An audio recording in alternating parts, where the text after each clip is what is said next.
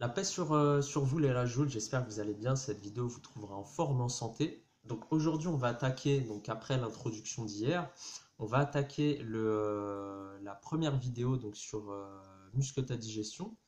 Donc un certain nombre de points que je voulais aborder dans le cadre de cette introduction, c'est déjà te présenter un petit peu le fonctionnement digestif. Donc, ce qui se passe, c'est que bon, bah, lorsque tu ingères des aliments, bon, ça passe par un certain nombre d'étapes, même depuis le regard de l'aliment, parce que j'ai envie de te dire, le fait que tu regardes l'aliment, le fait que tu fasses fonctionner tes sens avant même l'ingestion, bah déjà tu rentres dans un processus de digestion, parce que tu as un certain nombre de réactions, de mécanismes chimiques qui se mettent en place dans le corps, dont le réflexe de Pavlov qui va faire que tes glandes salivaires vont sécréter de la salive et puis des enzymes, forcément.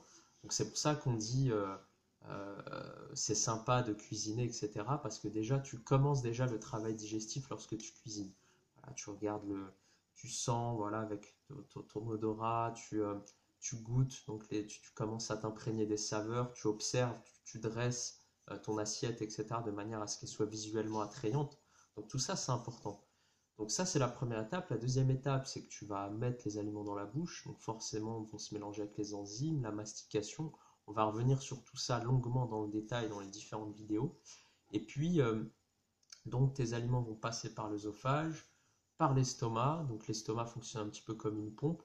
Il va permettre de préparer les aliments pour qu'ils soient à même d'intégrer l'intestin grêle sous une forme liquide. Et puis de là, l'intestin grêle va piocher, picorer, ponctionner les nutriments lorsque l'intestin grêle fonctionne bien. On verra que ce n'est pas toujours le cas.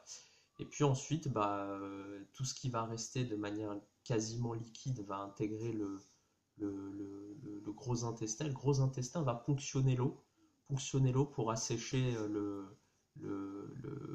les résidus, donc l'eau et les minéraux. Voilà. Et puis du coup, il reste une matière, on va dire, plus ou moins pâteuse, donc qui va se transformer en sel. Et puis ça va finir dans le rectum, et puis dans tes toilettes, hein, tout simplement. Donc moi, là où je vais vraiment, vraiment, vraiment mettre le focus, mon rajout sur cette série de vidéos, c'est c'est la distinction entre la notion de quantité, de calories, d'assimilation. Tout ça, c'est extrêmement différent, c'est corrélé, mais on n'appuie pas assez là-dessus. Souvent, lorsque tu veux maigrir, on te dit il faut manger X calories, tu veux prendre de la masse, il faut manger X calories, il faut manger X quantité de protéines, etc. Mais si tu n'assimiles pas, on ne sait pas ce que tu assimiles. Tu vois, je t'ai parlé de capacité adaptative dans la vidéo d'hier. Ben, on ne sait pas. Ça se trouve, toi, ton collègue, il assimile 80% de la protéine qu'il ingère. Toi, ça se trouve, tu en assimiles 50%. Donc, du coup, si tu te blindes de protéines, ben, derrière, tu as une grosse quantité qui va finir dans tes reins et puis dans tes urines, quoi. Donc, voilà, j'ai envie de te dire, voilà, donc ça c'est très très important de le prendre en compte. Le mode de vie aussi impacte énormément ta digestion. Donc pour muscler ta digestion, on va travailler aussi sur ça, voir un petit peu les impacts de ton mode de vie sur ta digestion. Le stress également, le stress que tu vis au quotidien. Là, quand je dis stress, c'est pas du stress adaptatif, c'est stress psychologique, d'accord? Ce que tu as au quotidien, voilà, stress au volant, stress au travail ou autre. Le mode de consommation aussi et d'alimentation, fait de manger vite sur le pouce en restaurant avec du monde qui crie, ou est-ce que tu es à la maison posé, comme je te disais tout à l'heure, tu te restes à table, tu te poses, tu es au calme, tu dégustes tes aliments en pleine conscience, tu essaies d'analyser les saveurs, etc. Voilà. Donc tout ça, c'est important. On va voir la notion de macro et de micronutriments. Comme je te disais tout à l'heure, la notion d'assimilation, elle est liée aux deux. Jusqu'à présent, parce que c'est plus simple aussi, on t'a bourré la tête avec tout ce qui est macronutriments et dans tout ce que tu achètes comme produit, c'est précisé. Alors, il y a tant de protéines, il y a tant de glucides, il y a tant de lipides, ouh, génial. Ouais, mais ce qui va te faire vivre, mon rajout, c'est plus les micronutriments, les vitamines, minéraux et oligo-éléments. Et ça, on va en parler longuement. Parce que les premiers corrèlent les autres.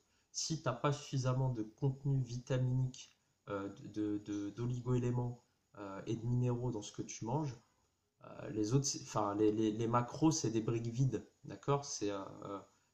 Voilà, si tu passes tes journées à manger des pâtes et du riz, certes, tu auras du carburant, des glucides, mais en termes de contenu de micronutriments, c'est vide, il n'y a rien du tout. D'accord? On va parler de calories, d'accord? Donc, ce que je te disais tout à l'heure.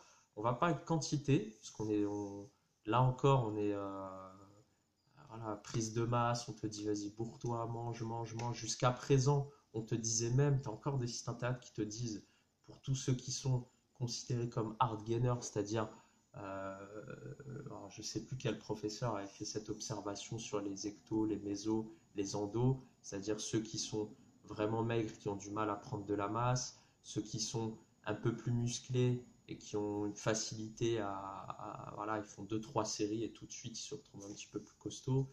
Euh, et puis, tu as ceux qui prennent du gras plus facilement. D'accord? Donc ça, c'est basé sur, sur des observations. Mais voilà, c'est un peu, lorsqu'on parle de hard gainer, on leur disait, mange 5000 calories par jour.